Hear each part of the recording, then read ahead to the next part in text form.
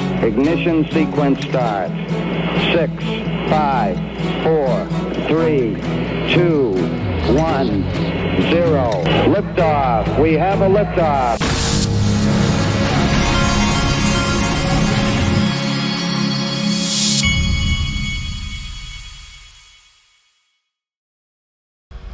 Hey everybody, this is the Digital Asset Investor, and let's get it going. Black Swan Capitals has two good clips.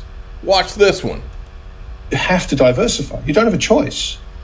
And that's what's been happening. You know, we saw record central buying of gold for 2 years and counting. I suspect we'll see the same again this year. And people kind of noted that. So, isn't that interesting? Central banks are buying gold again.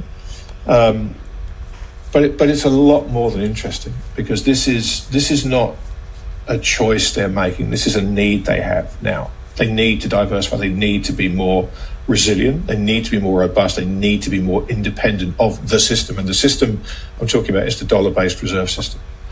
So what you have now are people like me who are looking to protect their long-term purchasing power, but also their own sovereignty. And these buyers of gold now are completely price insensitive. They have a need to diversify, sell their dollars or their dollar-based assets, reserve assets, in this case, treasury bonds, and replace it with something. And that something needs to be neutral, check, that's gold. It needs to be nobody's liability, check, that's gold. It's the perfect solution to this problem. In fact, it's the only solution to this problem. Yes, the only solution. Now, watch this. So that can only be satisfied by a higher gold price, that demand.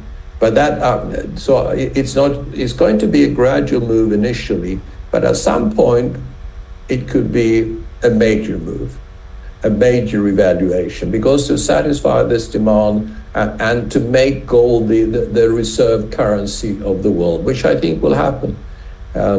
That will require a major revaluation of gold, and how many times gold will. And I hope won't be an overnight reset. There are some people talking about that the U.S. will revalue their gold, 3, 4, 5, 6, 7 times or whatever it is, and that's a way of solving the U.S. debt problem.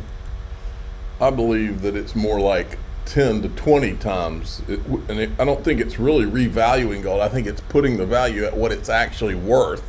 It's been the price that you see has been being suppressed. That's why I have a gold sponsor, which is Miles Franklin. You can go to milesfranklin.com, go over there, click sign up, and then enter code DAI gold to get the best prices. It's the way to go. Check this out from Stuart Alderati. I'm no political savant, but alienating the 20% of voting Americans that own crypto 5 months before the election seems like a losing move. It is a losing move unless you have some kind of backup plan, like allowing millions of illegal immigrants into the country that you plan on turning into your new voters, so that you can tell actual American voters to piss off and flip them the bird. You have to wonder, don't you? But Biden has vetoed the bill, what's it called, SOB 21. Ryan Selkis has got the right sentiment here. This is one of my favorites of all time right here, is Andrew Breitbart, who, by the way, died in his 40s walking down the street of a heart attack. That's red flag city for me, always has been. Brad Garlinghouse says if the Biden administration is actually serious about a shift and finally waking up to the crypto electorate, the single most important thing they can do is demand the resignation of Gary Gensler. It's very obvious at this point, Biden is on team Gary Gensler. They're all going to go down on this ship together, is the way it looks to me. Now, right here, Ryan Selkis tweeted this out, and I think this is where we are, folks. There's many of you out there, I hate Trump. He tweets mean things. I have friends like this, folks. He tweets mean things. Well, for me, this election, Crypto is my life. It's a lot of your lives. And I'm a single issue voter. I'm not going to sit here and bury my head in the sand and say, oh, I'm going to vote for the guys that are running Operation Choke Point 2.0, which is a vote for Senator Warren, Gary Gensler, and Joe Biden. Not happening. Not on my watch. Not doing it. I'll be voting for Trump because he's the only one who seems to be pro-crypto. And it seems that he is the only one that can win, folks. But Ryan Selkis is right. The crypto media is weak as F.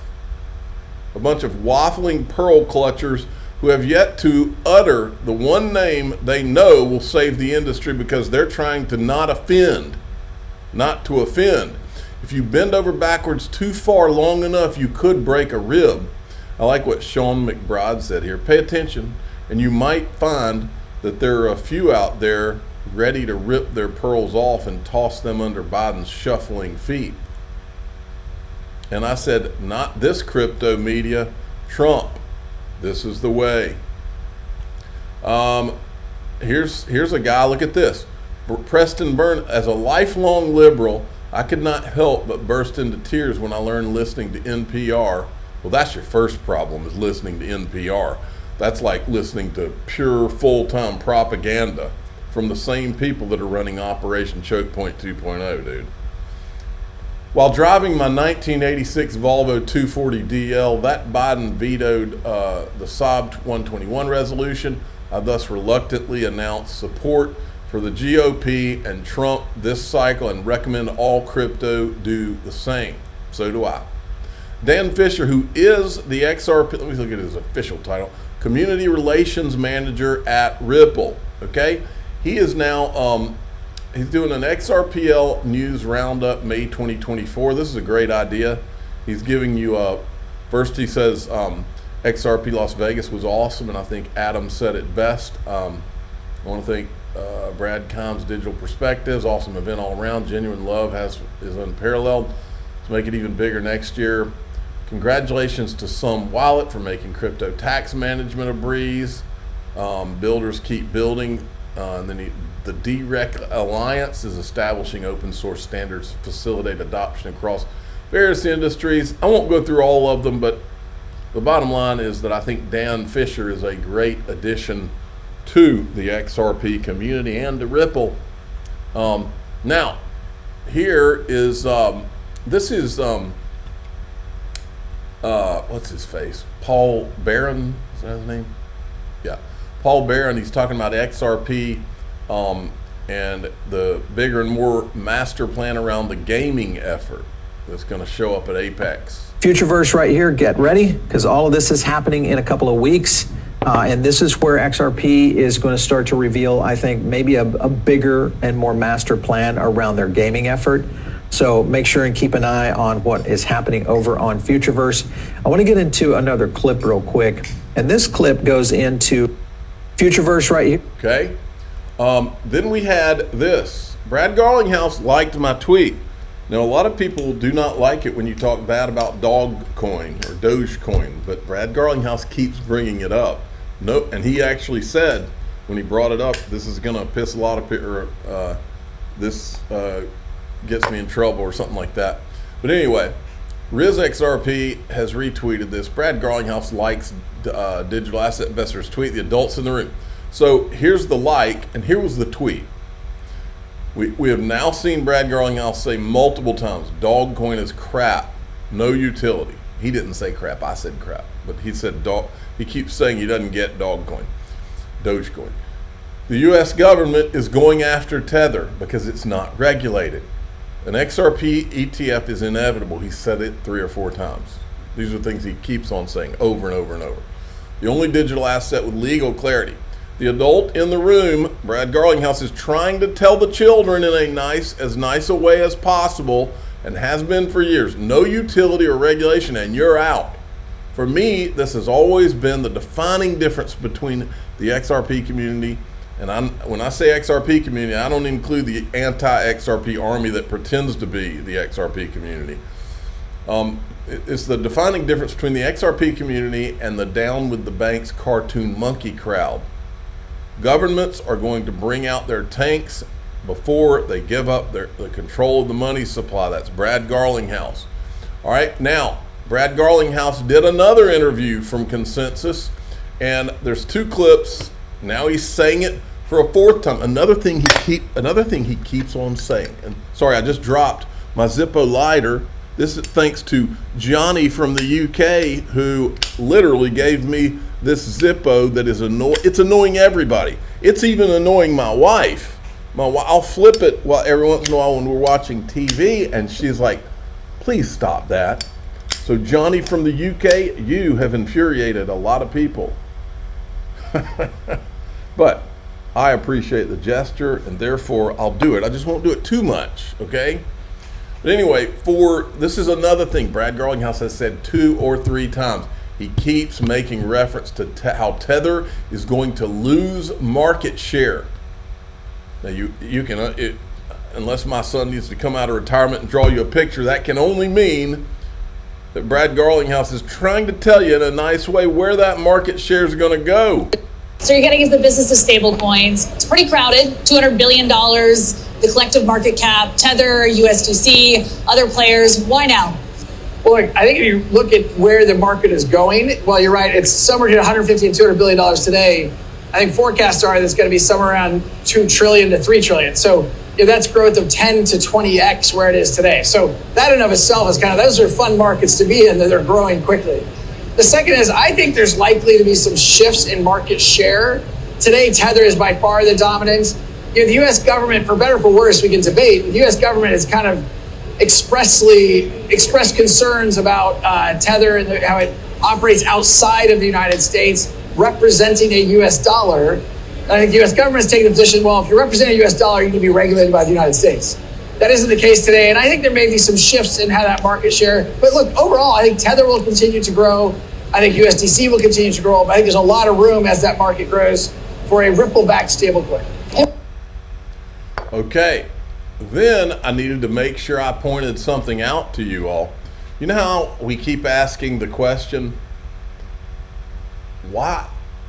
You see all these people it's like they spend all their time going into these Twitter spaces and going on to X, and all they do is spend hours and hours trying to convince you that Ripple and XRP is just, there's nothing, it's not going to happen. There's other things that are better than those.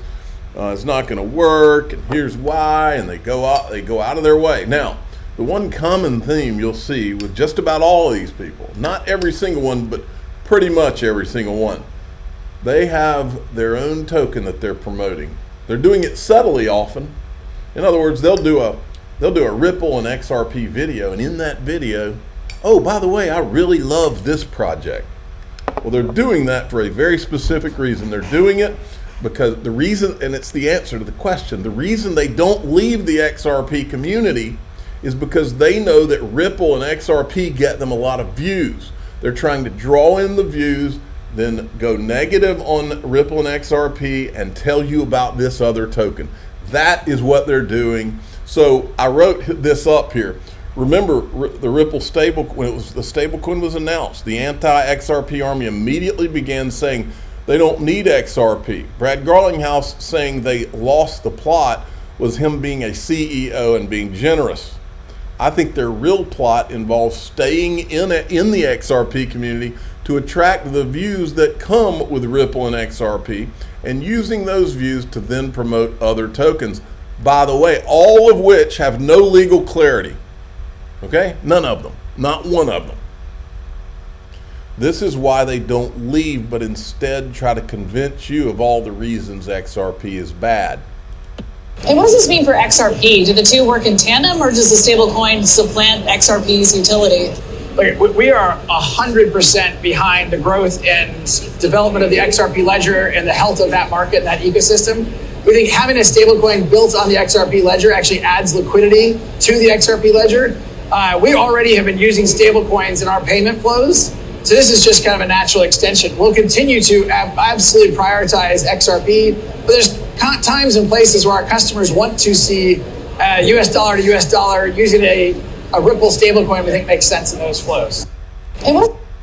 Okay, We'll finish with this one. Actually, we don't have to show this. You can go to the Ripple feed and watch this. This is, what's this guy's name? Marcus Infanger from Ripple.